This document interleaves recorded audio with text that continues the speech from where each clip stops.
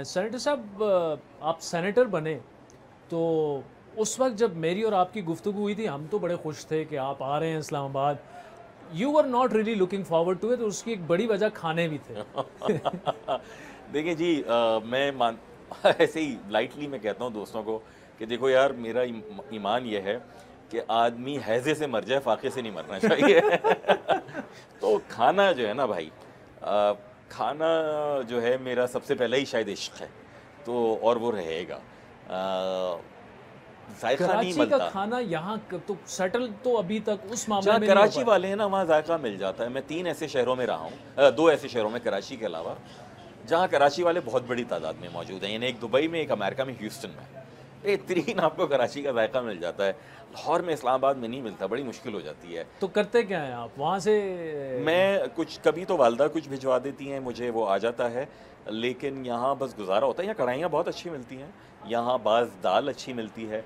लेकिन जिस तरह से हमें दाल, मतलब देखिए हमारे यहाँ ना मुहाजिर घरानों में, उर्दू स्पीकिंग घरानों में दाल भी एक डेलिकेसी है।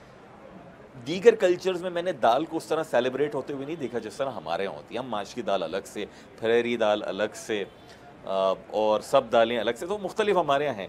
वो नहीं होता।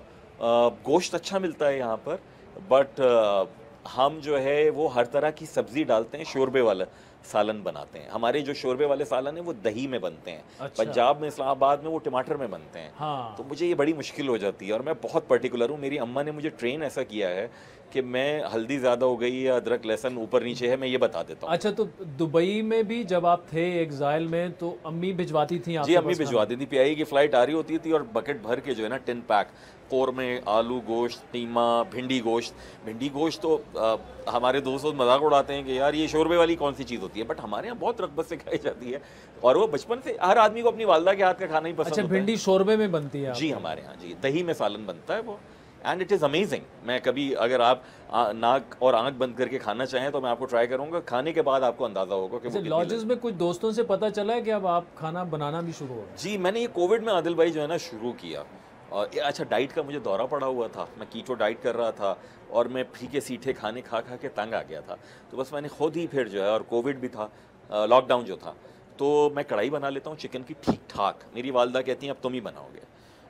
मैं चने की दाल ढाबा स्टाइल खासी अच्छी बना लेता हूँ। यानी जो लोग नहीं भी खाते वो तारीफ़ करते हैं और कहते हैं कि भाई आप ये बनाइए।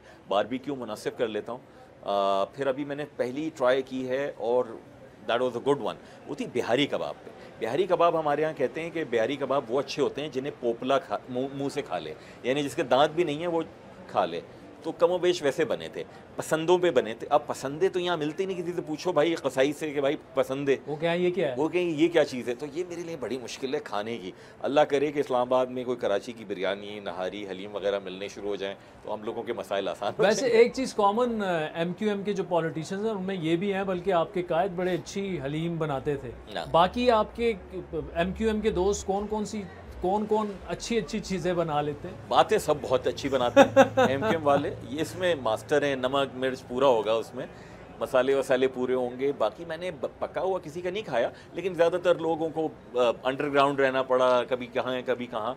तो अक्सर लोगों को कुछ ना कुछ आता है। जेल में जब आप होते हैं तो आप सीख जाते हैं। तो हम में से बहुत सारे लोग जेल में रहकर आए आप हुए रहे हैं जेल मैं में? हवालात तक गया। अच्छा। और बड़ा मुझे तारीखी में याद है कि जब मैं स्टूडेंट विंग का सेक्रेटरी इन्फॉर्मेशन था, और मैं दुनिया की और पाकिस्तान की एक बहुत बड़ी चार्टर्ड अकाउंटेंट फर्म में उस वक्त मैं ऑडिट ट्रेनी था। तो जब मैं, वालिद साहब मेरे आए तो मुझे हथकड़ियाँ लगी हुई, तो कहने लगे मैंने आपको इसलिए तो नहीं पढ़ाया लिखाया। तो मैंने बड़ा फिल्मी डायलॉग मारा था। मैंने कहा अब्बू मैंने कोई जुर्म भी नहीं किया है। क्या इत्तेफाक से मैं छूट गया। अगले साल मैं उसी हलके से एमपीए मुंतखब हो गया, और वही साहब वहाँ एसएचओ लगे हुए थे और एमकेएम का होम मिनिस्टर था। बट अल्लाह ने मुझे उस वक्त भी इतनी क्लैरिटी दी थी कि मैं किसी से मुंतकिम मिजाज ज़िंदगी में नहीं रहा।